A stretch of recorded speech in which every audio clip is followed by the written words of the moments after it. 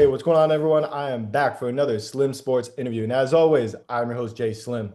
And joining me today is one of the most talented offensive linemen from Conference USA this past season, all conference second team honors with the FIU Panthers, and now is looking to be an all conference member in the Big 12 for the TCU Horned Frogs, repping that purple jersey that everybody loves so well. One of the best uniforms in all of college football, no doubt about it. And he's going to be putting people in the dirt, leading the way in the run game, helping protect his quarterback, doing what he does best. Ladies and gentlemen, 6'4" offensive lineman, Jaheim Buchanan. What's going on, Jaheim?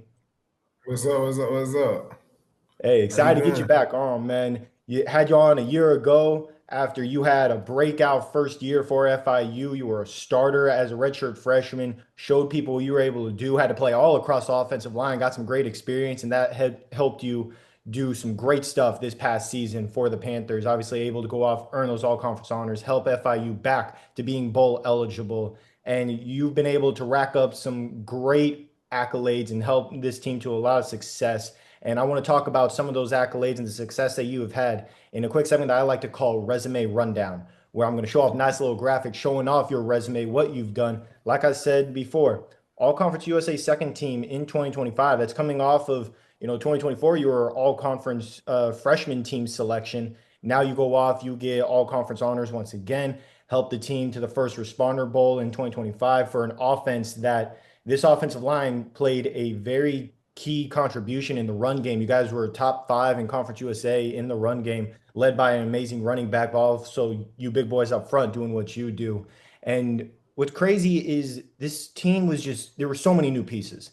Coaching change. You had a lot of players leave. You were one of the few offensive pieces that came back for this team. And I believe one of, if not the only out of the starting offensive line from a year ago. So you're being looked to as a leader in just your redshirt sophomore season, your second year truly on the field. Talk me real quick about your message to all of the newcomers, especially the new guys on the offensive line, in order to get them established into that FIU culture from day one.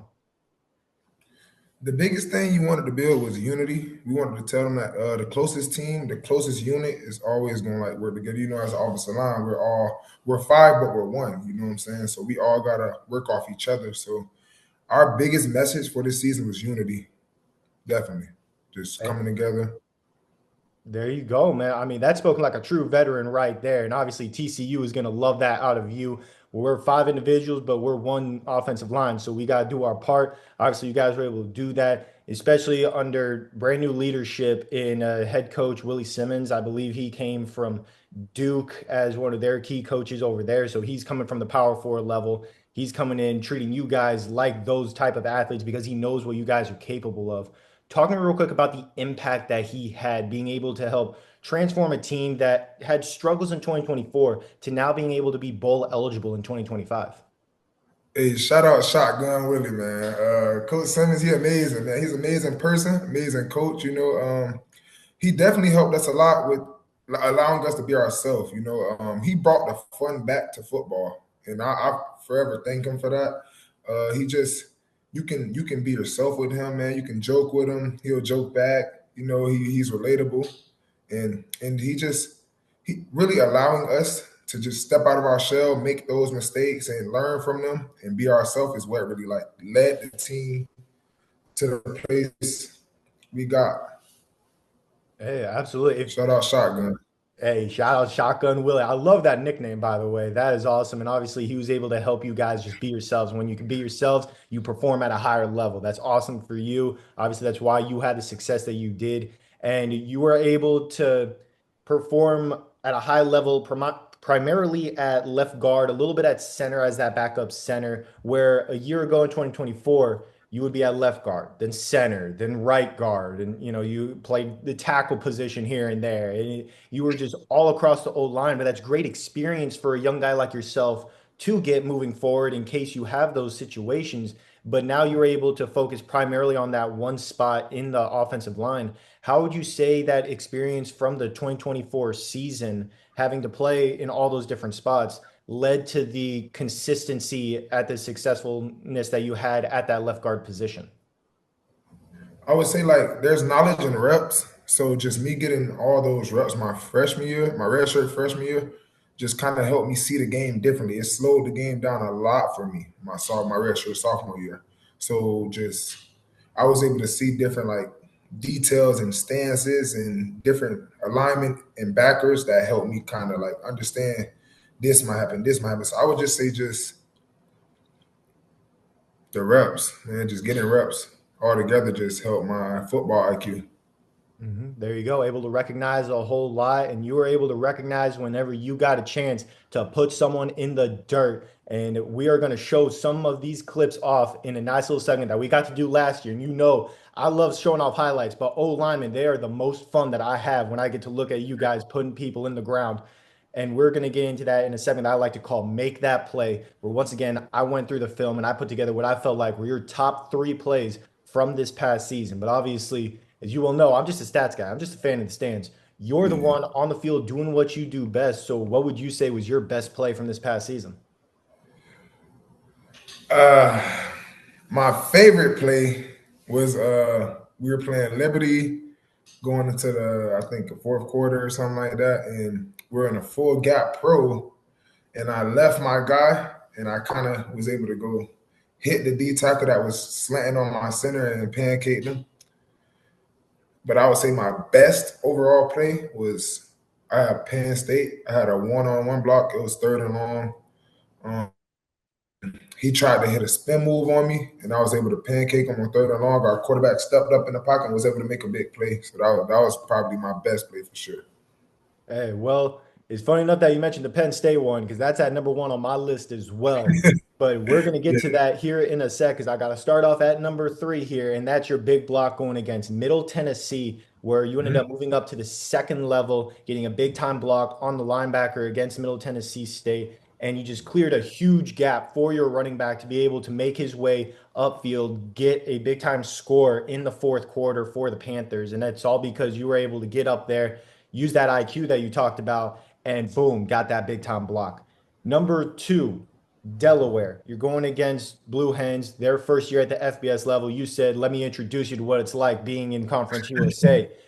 Put them in the dirt there, cleared a gap that was so huge for your running gap, for your running back in order to get that first down yardage and more. Man, I mean, he just took off thanks to that big time block that you had while you Yeah, just put that D lineman right in the ground, said, sorry, you're not ready. Number one, Penn State, number two team in the country. You know you got to play your best because you're going against the best. And that's exactly what you did. You mentioned it before there. You put him in the dirt. Defender tried to spin off of you, and you held strong. It was, I believe, 4th and 1. You guys needed to get that yardage there, and you held strong enough to put him right in the dirt once again, allowing your quarterback enough space to scramble and throw to get you guys that first down yardage there early on in the first quarter. So those are just three of obviously a whole lot of plays that you had this past season, able to do what you did, obviously earning all conference honors and helping lead the way for a top five run offense in Conference USA. I know your guys' quarterbacks battled through injuries throughout the season, and it kind of limited the passing game to a point. They were still able to do a good job, but when you have those injuries, it's tough. Luckily for you guys, you had one of the best running backs in the country yeah. that just absolutely dominated in Keyshawn Owens, and he was, I get live. That's what yeah, I call it. I get live, man. That boy problem. Yeah, he's well over 1,000 yards. I mean, he's got a great shot at the NFL. Hopefully, Definitely. somebody takes a chance on him because he could definitely make an impact. I know my Cowboys could use a running back to help them out.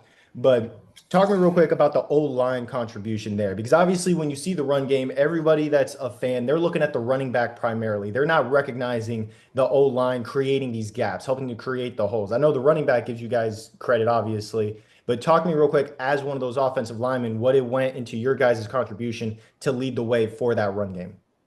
We was committed to it. You know what I'm saying? It was our identity. We had set a goal every week for ourselves to, try to break last week's rushing yards. So it was like we had some dogs, man. We had some dogs. I'm just talking about from left to right. We got Jaleel Davis. He was a senior. My brother, like he really, you know what I'm saying? He brought that energy. Then we had Julius Pierce. He brought the knowledge, the wisdom. He was able to kind of slow things down for us and ID things in a specific way for us. Then we got Trip. Trip, he came from UM. He had the knowledge as well, and he also understood the game very well. So he was able to help us backing him up was Zaire. He a dog too. And then Daniel Michelle, right tackle. That's my boy. He had JMU. Yeah, Daniel Michelle, he definitely a dog, like for sure. So we just had some dogs from left to right that was just committed to running the ball, There you run go, block. man. Hey, obviously that's why you guys were able to have a whole lot of success this season, back in 2025. And now, I mean, it's crazy because you mentioned they all came from different spots. So you guys are Yeah. having to blend not just in preseason, but also throughout the Also, season. I forgot about Miguel too. Miguel, he was a dog too. Yeah, definitely. Can't forget my boy. Hey, there you go. Got to give them all shout outs. Got to get their names recognized for sure. And, all these newcomers throughout the season, you can only really get to know each other in, how you guys react in games, in actual games. So you guys had kind of a back and forth start throughout the season before going on a run there at the end where it seemed like everybody really had that cohesion. Everybody was able to blend. Talk to me real quick about that blending process throughout the season, getting to learn each other's tendencies and how that really affected you guys there towards the end. So when we were going down that, that tough stretch of losing, we had a players meeting and our leadership council. We had a leadership council of about, I want to say, 12 people who were voted by their groups. So we had to make a decision on what our identity was going to be. Are we going to lay down and be the typical FIU team that everyone likes to say, go 4-8 again, or are we going to change the narrative? And after that meeting, things really turned around for us. We started to change the narrative. We started to actually play for one another, and just become more unified, as I say. Because in football, we may all play different positions and all be in different scenarios, but we're one. So it's like we're just able to just become closer and start playing for each other and not for self. And I think that's what really led the way for us. Hey, there you go. And obviously, having Shotgun Willie at the head coaching spot, obviously, I'm sure he encouraged that very much for you guys to all play for one another. And that's what led you guys to a 4-0 run to wrap up the regular season, including wins over some big time opponents, 27-21 win over Jacksonville State. 34 to Hmm. 27 overtime win over Liberty, had 56-point outings against Middle Tennessee and Sam Houston, just dominated on the offensive side of the ball there for a team that ended up going 7-6 overall on the season, but bowl eligible, first responder bowl. You guys went 5-3 in Conference USA action, so really able to showcase what you guys could do against really talented opponents. Talking real quick about that 4-0 stretch. I know you said that, you guys all playing for each other and having everything click with that cohesion really helped. But what went into that execution offensively that really seemed to work in that final 4-game stretch of the regular season? I think we just put our foot on the gas. We just, we started to. I don't want to say be more risky, but we started to take chances, man. We just started believing our guys more. So it's like once we really opened up our playbook for real, and we actually started to play together. It just all mixed so perfectly. I don't want to say perfectly, but it's all just mixed perfectly for us.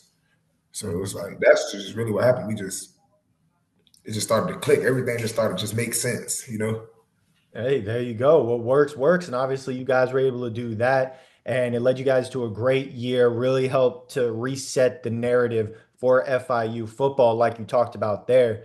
But after a great season, being able to do what you do, you had to bet on yourself, had to be able to showcase your skills at that next level in order to really increase your odds at making it to the NFL, going against some of the best of the best. And you chose TCU. I know you had a bunch of offers, a bunch of people were reaching out to you when you entered that portal trying to get you to come be a part of their program. And I remember seeing your visit on your Instagram story with TCU, with the Horned Frogs, the locker room, the jerseys, the stadium, all pretty cool stuff. I've heard about it from Ansel Dinbaugh, one of your guys' defensive linemen, great friend of the show. He did great this past season for them. And I know that you are obviously going to make a huge impact for them this upcoming season. But talk to me real quick on that decision and why they stuck out to you most and how you feel you're going to really be able to blend into their culture. When you get to a place and you can actually tell that you're really wanted and it's not. For me, it was kind of like when FIU first came and offered me.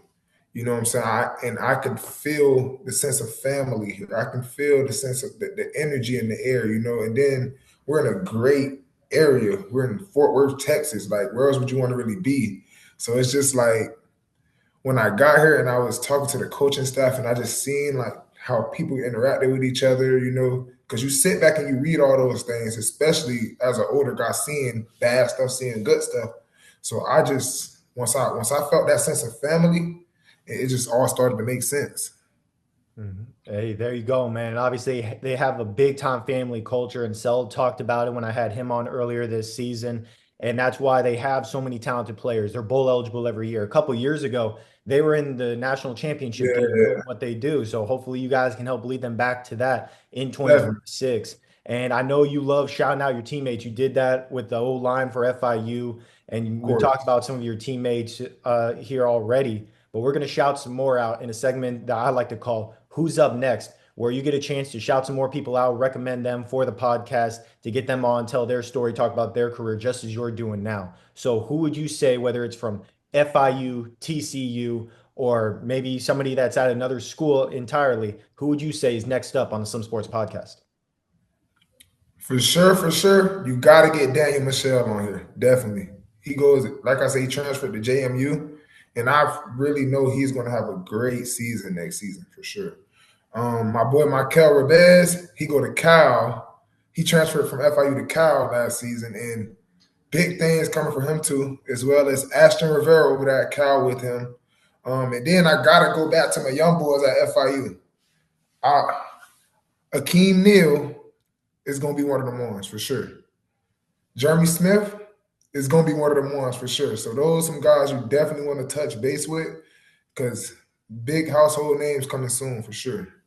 Hey, there you go. And with the IQ that you have at that offensive line position, I know there are some dogs. So I will be reaching out to them, hoping to get them on to tell their story, talk about their careers. And that those are great names for who's up next. Now we got to talk about what's next. You're in the spring training part of your guys' season. You guys are getting ready for 2026, getting to know all the new transfers like yourself, coming in, get them into the system, into the culture properly, and you're looking to improve your game to another level. Obviously, you had a whole lot of highlight plays that we talked about. Obviously, the big pancake against Penn State. So you know you can compete with these power four level guys. Talk me real quick at how you're really attacking this offseason to improve your game even further to go off, be all Big 12, and lead them back to a national championship appearance. Everything for me right now is about technique. Technique is one of the biggest parts of the game that a lot of people miss. With me coming from a lower program, I might not be as strong, but one thing that has always worked for me is my quickness and my technique. So I hone in on my technique. I've got with a trainer. I've been honing in on I think it's Daryl. It's Trench Mob Academy. I've got with him, and I've just been honing in on my technique, especially in my run game. Because like I said, that's something that I really want to improve. So just technique overall, just trying to get better at that. Hey, there you go, man. You have the power, you have the speed, you have that ferocity, and obviously the IQ, and that technique is already good already. So if you improve from good to great, there you go, man. Looks like NFL is definitely in your future if you keep on going at the rate that you're going. Beyond excited for you. Love showing off the Southwest Florida natives. I know you're from Lehigh. I'm from Fort Myers. Big J Church, shout him out. You guys are going against each other at the end of the season. Definitely. Texas Tech versus TCU. I'm not gonna lie. I got to get some money to get down there. I got to. That's gonna You be a gotta come matchup. see that. That's That's gonna going to be be a a matchup for movie. the ages for sure, man. Obviously, got to show love to the Southwest Florida natives. And obviously, you yourself, man, great friend of the program, great friend of the podcast. You've always been able to support what I do. I got to support you. You know, I got you all the way to when you're in the NFL, making millions of dollars and going off winning a Super Bowl, man. So keep pushing, keep doing what you Uh, do. And thank you so much for taking time out of your busy schedule because I know it's super busy to hop on this yeah, podcast once again. for sure. Appreciate you for having me.